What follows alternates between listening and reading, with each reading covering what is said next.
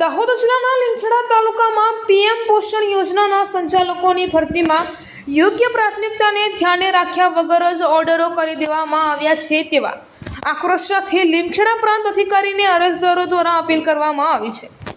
મળતી માહિતી મુજબ મોટી વાવ પાડલિયા બારા પ્રાથમિક શાળામાં પીએમ પોષણ યોજનાના સંચાલકોની ભરતી કરવામાં આવતા કર્મચારીઓ દ્વારા જાહેરાત મુજબ ભરતી નહીં કરાઈ હોય તેવું અરજદારોએ જણાવ્યું હતું। જાહેરાત ક્રમાંક નિયમ 5(6) મુજબ વિધવા તો ત્યક્તા નિરાધાર સ્ત્રીઓ તેમજ આર્થિક રીતે નબળી વ્યક્તિઓ તથા ગરીબી રેખા નીચે આવતા લોકોમાંથી અગ્રતા આપવામાં આવશે।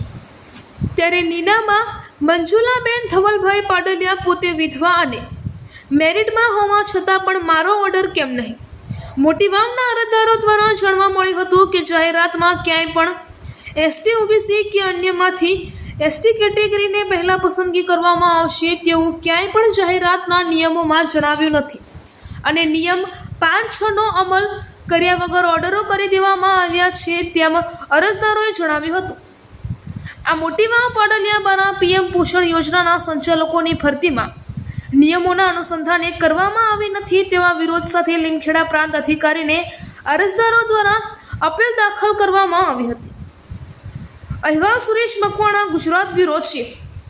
પ્રાથમિક શાળામાં જે ઓર્ડર આપવામાં આવે છે મધ્યાહન ભોજનનો, એમાં અમને કંઈક ને કંઈક ગેરરીતિ થઈ હોય એવું લાગે છે, એટલે મામલતદાર સાહેબને અમે અહીંયા અપીલ આપવા માટે આવ્યા છે।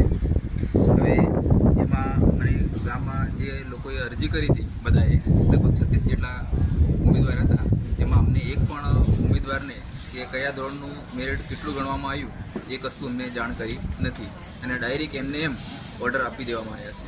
તો મારી એટલી જ અપીલ છે કે આખા ગામનું જે લિસ્ટ જે છે મેરિટનું એ લિસ્ટ અમને બતાવે અને કયા ધોરણના કેટલા માર્ક્સ ગણ્યા અને માની લો કે ધર્મના કેટલા ગણ્યા કે બીવાય એસવાય બીએના કેટલા ગણ્યા, આ જે માર્ક્સ જે ગણ્યા છે એનું અમને વ્યવસ્થિત મામલતદાર સાહેબ સમજાવે કે માની લો કે આ ધોરણના આટલા ગણ્યા છે, તો જે કેન્ડિડેટ મેરિટમાં આવતો હોય અને એને જો ઓર્ડર મળે તો અમે બધા જ કેન્ડિડેટની એવું ઈચ્છા છે।